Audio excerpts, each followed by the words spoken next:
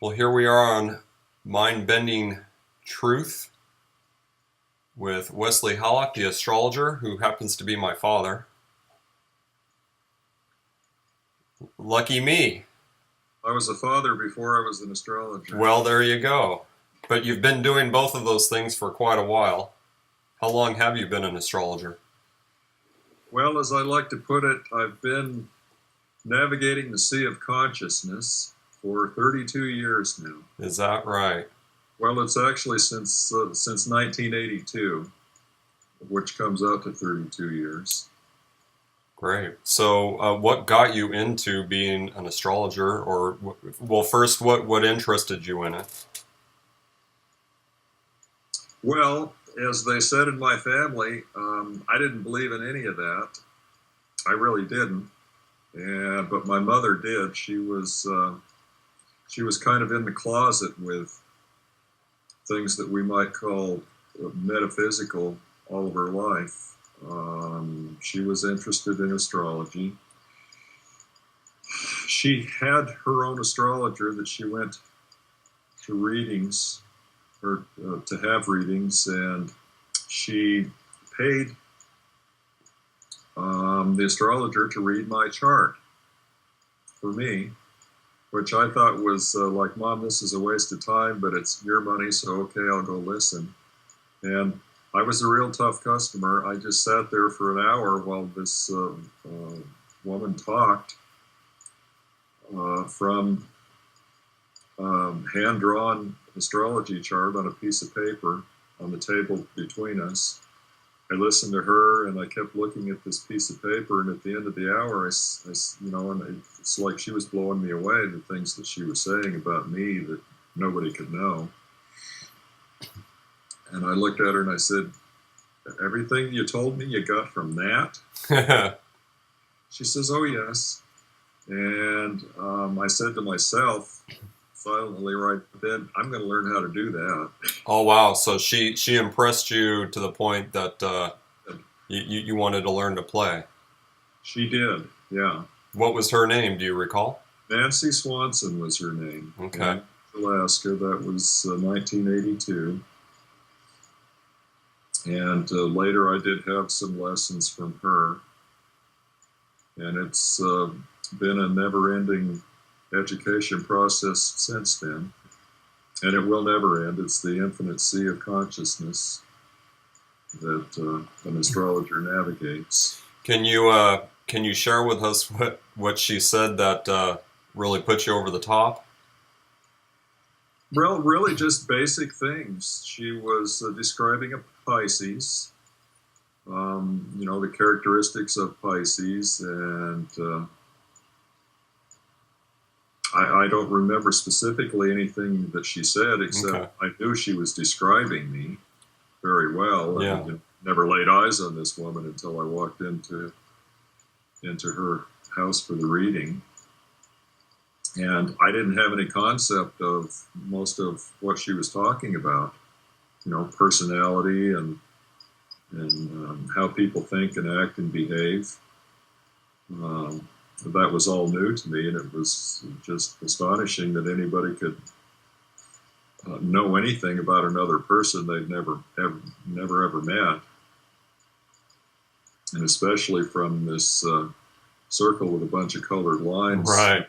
this way and that way, and strange symbols. And So you obviously had an open mind to receive what she was saying, because a lot of people, even with that, would think it was still gimmicky, but you had an open mind, and within a course of a few minutes, convinced you. I do have an open mind. That's actually a characteristic of the sign Pisces. They are open. They're open to experiences and beliefs, and they are very adaptable because they are open. So Pisces is water, a water sign. Think of what water does. It will conform to the shape of whatever container you put it in. If you don't put it into a container, it just spreads out and goes everywhere. It finds its own path. It will find the path of least resistance. There you go. So within that, so there was a period where you decided that you wanted to become an astrologer. How long did it take for you to feel like you were an astrologer? I remember lots of books and a lot of reading. There were books and a lot of reading for a couple of years, followed quickly, and I don't even think it took a couple of years to realize, oh my gosh, this is overwhelming.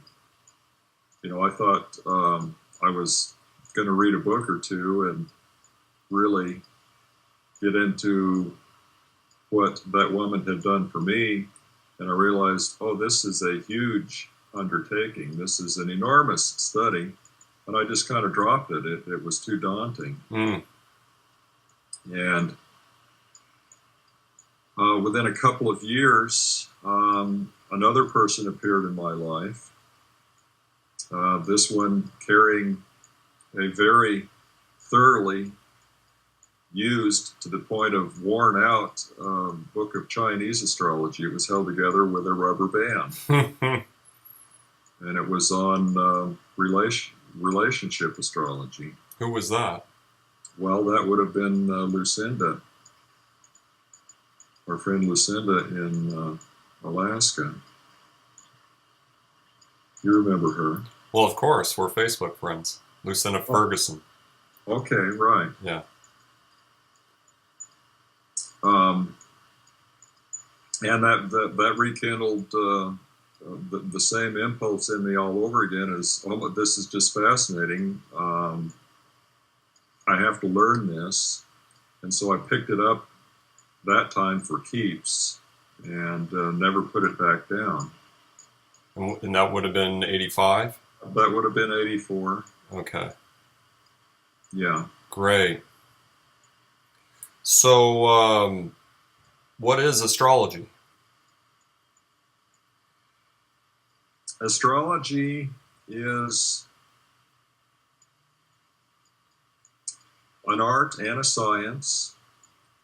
It is a means of deriving information about anybody or anything based on the relationships of the planets as they apply to that thing. And so the idea is that every thing or every person, as the case may be, has a beginning point, and a snapshot of the planetary configuration as it was at that moment of birth or beginning,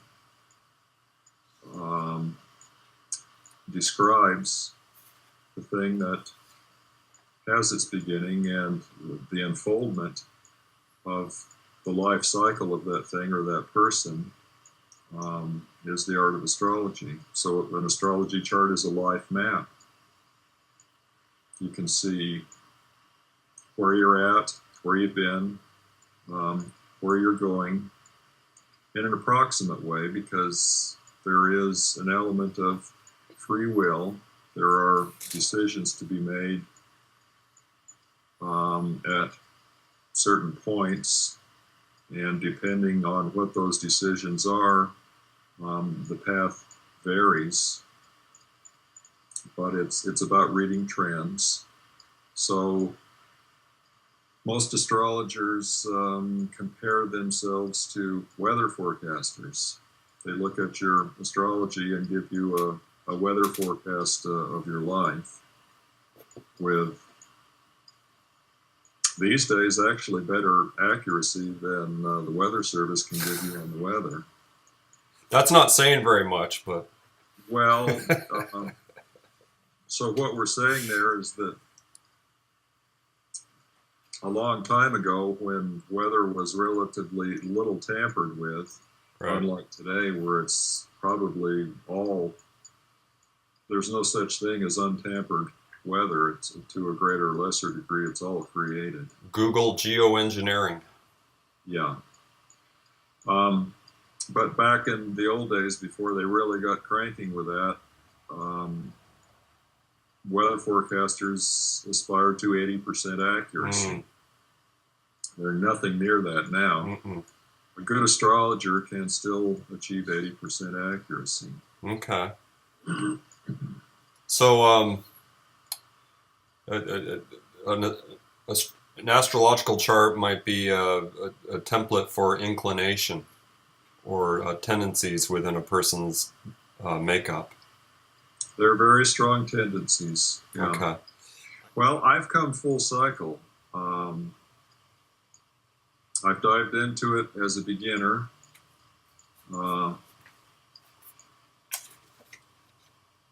Learned all the complexities in a wordy way for myself, and now in an attempt to be accessible to people who know nothing and really aren't interested, they believe. I'm at the place of having trained myself to talk to those people, so I tend to keep it very simple. Well, so what you're referring to might be along the parameters of horoscopes. So your daily horoscope in the newspaper. I'm guessing that a lot of people don't realize that that is actually astrology. Well, some people think that that's all there is to astrology, and they dismiss it. Mm-hmm. But yeah, that's a surface level of astrology. So, being an astrologer, you would be able to take a chart of the person specifically and elaborate in a lot more detail beyond the horoscope of a newspaper. Right. An individual chart is infinitely deep. You could study one chart all of your life, all day, every day, from first waking in the morning until you go to sleep at night, all your life, and never get to the bottom of it, because it's an infinite potential. It's the growth and development of, in this case, a human consciousness, and there is no limit on that. But there is some things that can happen in a chart that you could outline, being obviously more dramatic impact on a person. It's the case that with deep intuition, some intuitive astrologers can look at a chart and pick things out of the air. But that's going beyond astrology. That's going into intuition and other means of perceiving. The pure scientific astrology, and it is a science properly approached, the pure science of it is that if you place a person, or if you read the chart in the context of where that person's living, you can answer their unanswered questions about themselves. If you know where they're at, you can kind of see where they're going in a way that they can't see themselves because they're too close to it. So in some ways, it's kind of tapping the subconscious. If they're not able to see for themselves, you're facilitating some more insight into shining light into those areas. Yeah,